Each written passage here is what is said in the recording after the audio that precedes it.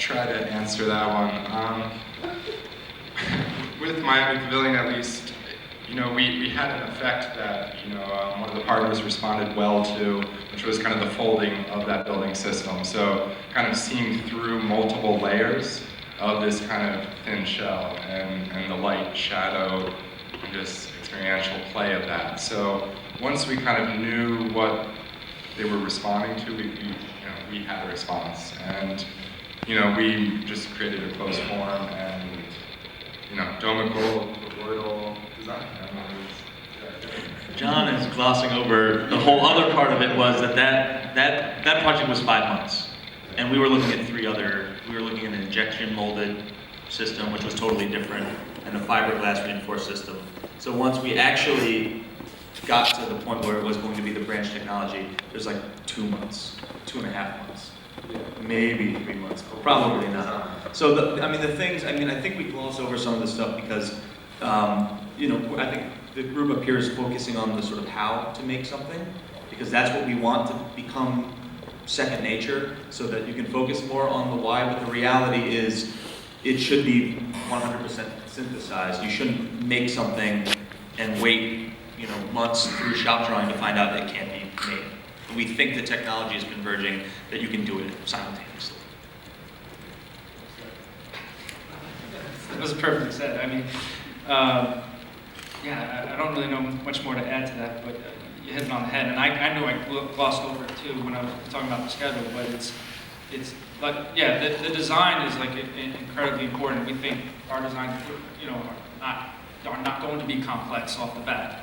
But so we want to get with the designers, get more to the specification quicker with them, try to really understand that, because we want to dig into the materials. We want to dig into the appliances, whatever. But we want to start filling in our data sheets to understand that, to get to that cost thing, and then the build. Like, we just can't wait to kind of give them, all right, here's the parts that we use, and how do we want to feed the designer as soon as we can at the beginning, so that, again, like we said, for us, it's really about shortening up that time process. If I could just try to add, modeling any building system, you know that detail intimately, and then you can deploy that. So, I can't stress that enough. Just, hyper detailed modeling leads to craft and, exploiting kind of the beauty of these systems. Cool.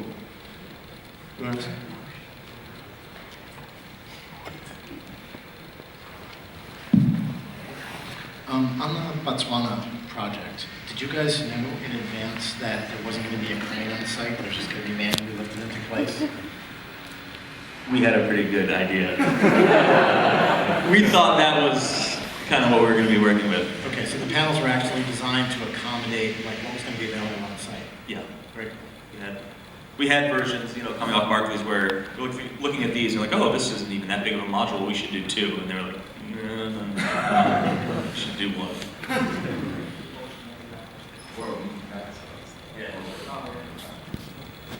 So I'm going to put Zach right back on the spot. What are the parts of the cost that you can't quantify? You said you can get up 80% early on. What's the other 20? Mostly site conditions. So things like, how much a foundation is going to cost early on. So we rely on our partnerships with contractors to kind of bring that information in. Sometimes facade is still kind of up in the air at that point, but we feel pretty comfortable with our labor numbers and our materials and sub-assembly numbers. So it's really like, what are the unique conditions of the sites that give us that uncertainty? When he says the on-site, so it's the mainline cost. Again, we have, like you said, work with the sub. It's the transportation cost, so that's always going to change. If we're doing New York or if someone's doing a hotel in Florida, that's going to affect it. So early on, those are kind of much more variable than we'll anticipate. Yeah, we might be able to barge things, which is really cool. So the slide up there is kind of interesting. So kit of parts, right? You've heard this. But in Miami, it was almost like one big thing, very complex thing that was almost, we'll just call it printing. there was no kit, it was one thing. The apertures, the windows, the structure, everything was integral into the one piece. There was some assembly required, right? It's like kit of parts versus split of parts. You know, at a convention this year, they talked about that. There was a very dynamic presenter that talked about what is the future where we're just printing, right? MIT is working a lot on printing things. Like, do we print one whole assembly? And I'm kind of curious to, like, I mean, you guys have kind of two, you know, Shop has the ultimate in assembly versus the ultimate in print. So those two projects are kind of dynamic juxtaposition. And then, you know, Zach, you guys are going really kit of parts, but it's assembled off-site, so you like take, you know, there's some really benefits to that. So I'm just kind of curious to, like, are you guys looking into this? It's like, which way is it going? Is it really just site-specific? Is it, what are the kind of drivers that you see in the near future that it's going to really kind of take one of these two ways and say kit of parts forever, or let's just go this other way where everything's one piece? Yeah, I mean, for me, the Miami Pavilion is the beauty of kit parts because it is. I mean, that pavilion is two parts, mirrored and rotated, and then, you know, so I guess that's the beauty, and it had to be because of the amount of time it took to get the robot toolpaths. Once we proved it out, then it was like we need two more of those, and just mirror that code or mirror that process. So you can get organic-looking things with strict rules, and I think hopefully that project starts to just shed light on that I think, you know, nature, I mean, it's always a good part, so that's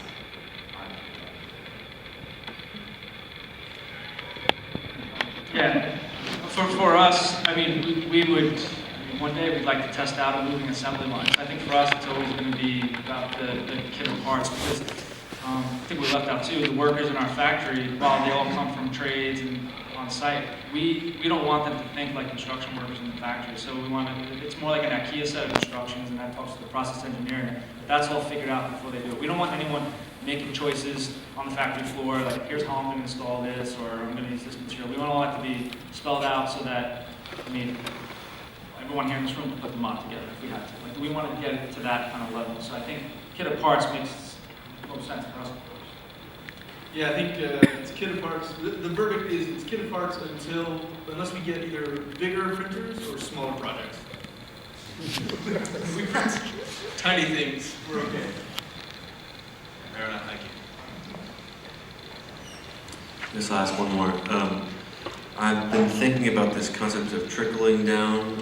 Actually, through almost all these presentations today, there's an implication of it. And Joe, you actually hinted at it, discussing how Barclays, the kind of technology from that as a marquee project, trickled down and become something that was more and more used, at least with you, and then eventually, the entire industry.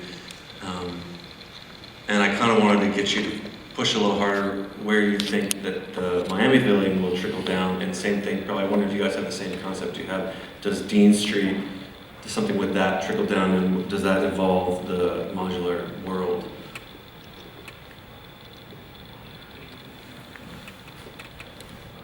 I didn't answer that last question, so I'll bundle it into this.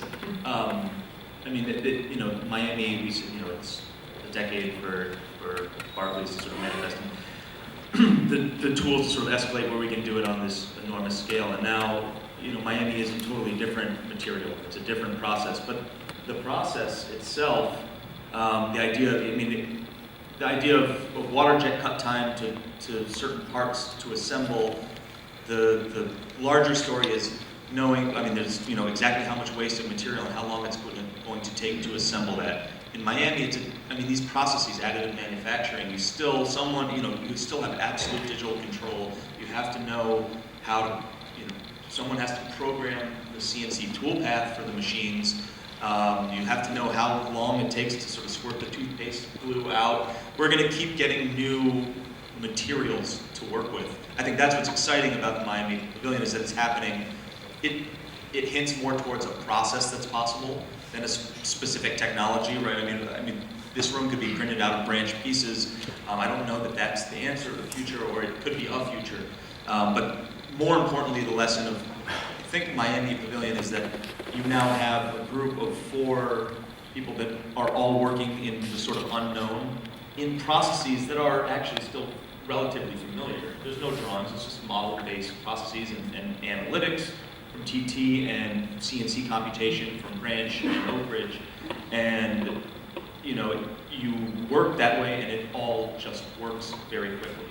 And that is what I believe will scale up.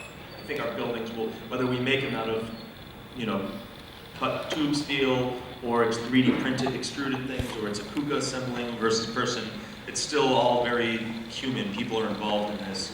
And that's exciting, is the evolution of the process. A specific material, we're going to see that continuously evolve. Yeah, I mean, and also what's super cool about just the 3D printing was it requires little energy, so it's low energy and maximum kind of return. You're getting fairly strong things. I'll let TT kind of respond to that, but you're spanning large distances. It's light. A few people could hold, you know, carry each panel at a time. So, you know, it's quick, it's light, and again, I mean, it's so new. We'll probably be talking about what this will mean in the future for quite some time, but it's an exciting product. And I think for us, it's, I mean, we have a ton to prove. I mean, 461D, and it trickled down from that. I mean, that's a hard one because that project stopped in the middle of it. So, you know, we're still doing, you know, people aren't banging down the door to do Modular next, but like for us, like Botswana, like after Barclays, having put that whole system together, the amount of effort, the amount of people, the amount of time, not I wouldn't say it was simple, it wasn't simple, but to put that together was kind of like, oh, this was good. And now, for us, like the next project's going to be like, you know, like we have all system base, we see how it goes together. I think with our backgrounds and kind of getting into modular right now, it can mean a lot for New York and what we can kind of do with this kind of technology. Yeah, it's like the Edison quote, like we know 10,000 ways not to do it, so we can kind of focus in on the things that are working now. We can distill from or trickle down some information from the things that were successful and then refine the things that were not successful. And kind of keep iterating on that until we get better. So we're seeing shipbuilding, car manufacturing, how it goes together, and you know, we think we can be as efficient and produce great looking buildings just the same way, you know, in that process. Exciting. All right, let's take 20 and be back at 11:40. We've got one more panel. Thanks, guys.